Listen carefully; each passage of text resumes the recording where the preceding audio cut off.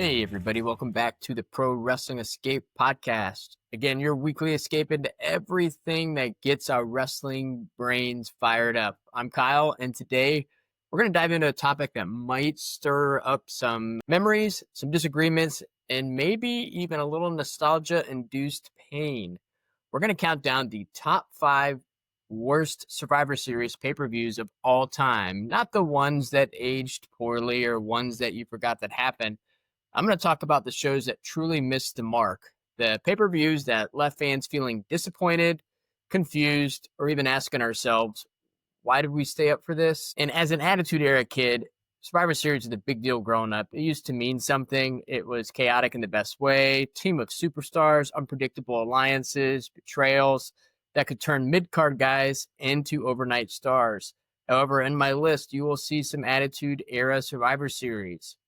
So when Survivor Series tend to fail, it fails loudly.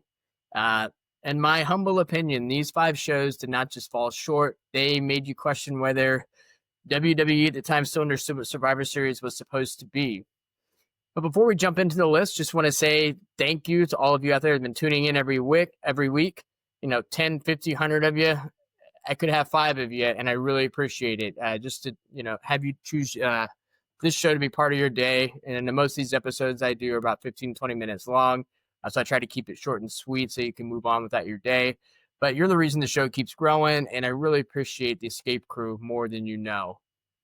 And, please hit follow, share the show with other wrestling fans, and let them know it is on Spotify and Apple Podcasts. All right, let's get into it. At number 5, we have Survivor Series 2018. 2018 was a perfect example of WWE being so committed to a narrative that they were willing to sacrifice common sense and our fan enjoyment in the process. This was the year when WWE went all in on the Raw versus SmackDown scoreboard theme. And by the end of the show, it wasn't a competition. It was a burial. Raw won every single match. Final score, 6-0. Now, if this was done to tell a story that paid off later, fine. Dominance can work if there's a purpose behind it. But there was no payoff. It didn't elevate Raw. It didn't create new stars. It just made SmackDown and the show a huge portion of the audience preferred at the time. They looked like the B team that didn't belong in the same ring. Now, to be fair, there were some bright spots, in my opinion. I'm going to say this name, and you guys will be like, wait, really? Ronda Rousey versus Charlotte Flair was a solid match.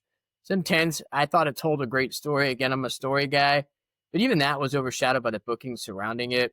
You could feel fans wanting to be invested, and the energy just kept getting sucked out of the building. And then when a brand warfare pay-per-view like Survivor Series makes fan ask, why should I care about next year? That's a problem. Survivor Series 2018 wasn't unwatchable, but it was frustrating, and the booking choice alone earned its top spot on this list. Now, just because I'm burying these and this is a top 5 worst list doesn't mean that I haven't gone back to watch them. I did, and that's why they're on this list. Number 4, Survivor Series 1991. Now, we're going to rewind to a very different era. Survivor Series 91 had one job: continue the fun, chaotic Survivor Series formula that fans loved at the time. The elimination matches, the suspense, the unpredictable combinations of top stars and rising faces. But the show ended up being one of the more disjointed and commercially distracted pay-per-views that WWF at the time had produced up to that point. The biggest issue I had with it when going back and watching it was the constant promotion of This Tuesday in Texas. Throughout the pay-per-view, the commentary, backstage promos, and even the match flow were interrupted by them hyping up an upcoming event rather than making the current event feel important. It took fans, I thought, out of the moment. Definitely me going back and rewatching it. Instead of building to satisfy payoffs, Survivor Series felt like a 3-hour infomercial for a very different show airing a few days later. Now, there was one historic moment at that Survivor Series 1991, and that is when The Undertaker defeated Hulk Hogan to win his first ever WWF Championship. Massive piece of wrestling history right there. But I'm allowed to be critical. We all are. We're wrestling fans. Just the way it was done, with Ric Flair interfering and the match feeling more like an angle setup, and made the moment feel less like a coronation for Taker and more like a plot and a device to sell another show. And again, as an Attitude Era kid who later went back to rewatch this, the pay-per-view doesn't hold up well. I know I said in the beginning that I was going to try to do that too much, but it's just one of those shows where the legacy is bigger than the content itself. You go in expecting a classic because, you hear Undertaker versus Hulk Hogan, and on paper in 1991, whoa. But instead you get a pay-per-view that felt like filler, Survivor Series that should have never felt like filler. And in 91, I thought that it did. All these on the list, go back and watch them. I want you to let me know if they should be on the top 5 list or not. Moving on to number 3, Survivor Series 2015. Now, this is a show that had a real opportunity to be special and instead delivered one of the flattest and I think most forgettable pay-per-views of its era. This was the night that WWE held a tournament to crown a new WWE champion after Seth Rollins had gotten hurt and had to vacate the title, something that's recently just happened 10 years later. On paper, you would think that would raise the stakes and inject a little more unpredictability. A vacated world title is a big deal. It should create urgency, excitement, and new stars potentially. Instead, the show felt like it was stuck in neutral. Let's start with the crowd that night. From the very beginning, when I went back and rewatched, the energy just wasn't there. Not the wrestlers' fault, and maybe not the crowd's fault. Maybe they were there, they paid money, but they felt like the card itself could have been better. Again, not entirely the fans' fault. WWE really didn't give them a reason to care too much. The matches, especially throughout the first half, just felt kind of interchangeable. Nothing had time to breathe or build emotion. There was no standout classic. It was kind of like a checkbox of going through, okay, we have this match, right, let's go to the next one. Really no memorable Survivor Series elimination match that people talk about years later on there. Now, the finals of that world title tournament saw Roman Reigns defeat Dean Ambrose to win the WWE Championship. And that match could have told a great emotional story. Again, on paper, it did. 2 former Shield brothers, former partners, now fighting for the biggest prize. But the match itself was short, rushed, and lacked drama. And just when the moment was supposed to feel triumphant, WWE kind of pulled the rug out, but not in a good way. Remember, Sheamus cashed in his Money in the Bank briefcase, pinned Roman, and then he became champion. The crowd didn't really boo. They also didn't explode. It was more like, okay. It just wasn't shock. It wasn't anger. It was indifference. And I think, and it's hard going back, can you deliver on every single pay-per-view? No, you cannot. But that was the worst possible reaction that you can get, which is not a reaction. And again, as a wrestling fan watching that live, I do remember it felt like WWE was trying to manufacture kind of a moment rather than trying to really organically earn one. And again, rewatching it, it really didn't hit. There's no emotion, no spark, no legacy. And for a pay-per-view that should have been memorable simply because a brand new champion would be crowned, most fans barely remember the show, and that kind of tells you everything. So go back and watch that one. Let me know what you think. Now, before we continue our list, I do not have a crowd speak segment for this episode. However, I'm starting to develop some new segments, if you will. I will continue to do crowd speaks, but on the off episodes I do not have crowd speaks, I'm going to introduce a segment called Flashback Fumble.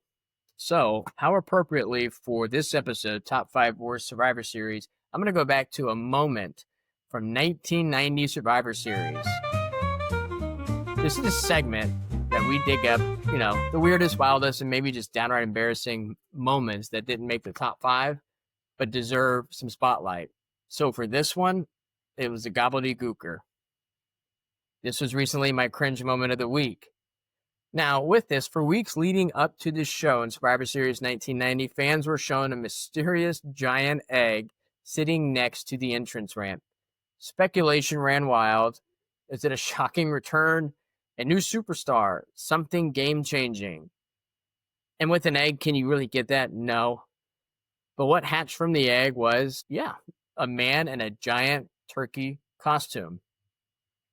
It was hyped for weeks. And when the moment finally came, out popped Hector Guerrero and full turkey feathers. He flapped, he danced with Mean Gene. At one point, Mean Gene did a cartwheel in the ring, got booed immediately.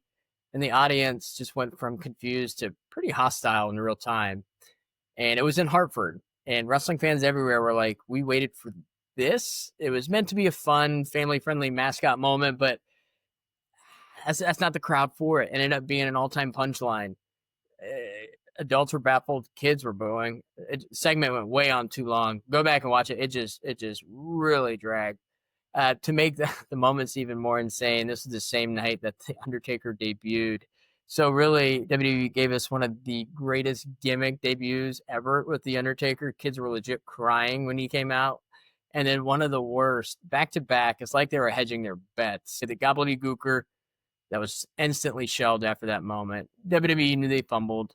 And while the character pops up every now and then for comedy, just like back in 2020 for the 24/7 title, which I will always love, he'll always be remembered as the ultimate example of hype with no payoff. That's why he took home Cringe Moment of the Week recently, and why he lives here forever in this new segment in the Flashback Fumble Hall of Shame. That is good. Wow. All right, let's go back to our top 5 list. We're on to number 2. Number 2, we have Survivor Series 2001. Now, this is kind of the era of Attitude Era, and then maybe Ruthless Aggression getting into there a little bit. Now, this one might surprise some people, because I'm not just going to do a basic list. I kind of want to ruffle some feathers, because I did go back and watch this. And it was going to be remembered as a historic night with WWF versus the Alliance storyline that ended. And look, on a surface level, like I said, major moment. A 5-on-5 winner-take-all match to determine which company would survive should have been one of the most emotionally charged, unforgettable matches of that era. And as an Attitude Era kid, man, I've said this 5 times already, and I'm sorry, but I have to keep referencing it. Anything involving the invasion storyline felt massive at that time. You saw the graphic, you heard the commentary hype it, and you felt like you were watching wrestling history in real time. But here's why it lands at number 2 for me. When you take away that nostalgia and rewatch it with clear eyes and go into it with no preconceived thoughts, the pay-per-view itself does not hold up the way fans remember it. I didn't remember it being that bad. The biggest problem, it never truly felt WWF versus WCW/ECW. The invasion angle was already on shaky ground because most of WCW's biggest stars at that time, like Goldberg, Sting, Kevin Nash, Scott Hall, and others, they weren't a part of it. The Alliance side ended up being filled with WWF guys, which made the entire concept kind of feel off. Now, the main event did feature The Rock, Chris Jericho, Undertaker, Kane, and Big Show for Team WWF. So great names versus Stone Cold, Kurt Angle, Booker T, RVD, and Shane McMahon for Team Alliance. So like I said, it involved a lot of WWF guys. I mean, the lineup itself, half the Alliance team weren't even WCW or ECW originals. And the way that I wanted and that fans wanted. The match itself had drama, elimination, storytelling, which is good. The finish was extremely predictable. Of course, WWF was going to win. And the Jericho heel turn mid-match was interesting on paper. It didn't land the way I thought it should have. It took away from the final stretch rather than really elevating it. And again, as a kid watching it live, it felt huge. It felt emotional, like the end of an era. But going back and watching it recently, you realize how much better it could have been. Had they waited for the bigger WCW names or executed, with a little more star power representing ECW and WCW, Survivor Series 2001 could have been one of the greatest Survivor Series pay-per-views of all time. Instead, it became a what could have been situation, and it's kind of why it earned my number 2 spot. The potential was there, but it just fell completely flat. All right. Number 1. Think of one. What do you think it is? Is it recent? Is it a golden era, new era, PG era, attitude era, ruthless aggression era? It was 1999 attitude era. 1999 Survivor Series. I think it was the worst one. Here's why. The card was a mess of last-minute changes. Unfortunately, it was all circled around Stone Cold Steve Austin. However, it was written out hours before the show due to the real neck injury storyline. This is where the infamous car hit and run came into play. WWE scrambled, replaced him with Big Show in the main event. Everything felt thrown together. Is it WWE's fault Stone Cold got hurt? Not necessarily. But number 2, forgettable matches with zero heat. The show was overloaded with thrown together elimination matches with random teams, really no stakes, and no memorable builds. Most of the matches felt like filler to get talent on the card rather than progressing storylines. 3, terrible match quality. Outside of a couple of moments, the in-ring work I thought was flat, sloppy, and lacked crowd connection. Even the talent involved later admitted it wasn't a good show. Go back and do some research on that. And the WWF Championship that night, it's a triple threat, Triple H versus The Rock versus Big Show. Kind of patchworked together and left fans kind of cold. Big Show winning should have been huge, but with no build and all chaos leading into it, it landed flat. And then you had an angle that overshadowed the whole event. All fans remembered from the show is Stone Cold being run over. The pay-per-view is remembered for a backstage segment, not the wrestling, not the matches, not any Survivor Series tradition. That's a bad sign for a Big 4 show. So there you have it. My list of the 5 worst Survivor Series pay-per-views of all time. Some because the wrestling wasn't just good, some because the booking decisions were mind-baffling, and some because WWE lost sight of what made Survivor Series special in the first place. And unfortunately, I do think it is a dying pay-per-view, and I don't think it's going to be considered. It's not a top 4 in my book. And I used to look forward to it every year. Now it just kind of fell off for me. Now I just have the big 3 that I really look forward to, and plus Money in the Bank because of the stipulations. And if any of my top 5 stung you a little because you remember watching them live and wanting them to be great and you thought they were, just go back. I was right there with you watching them live.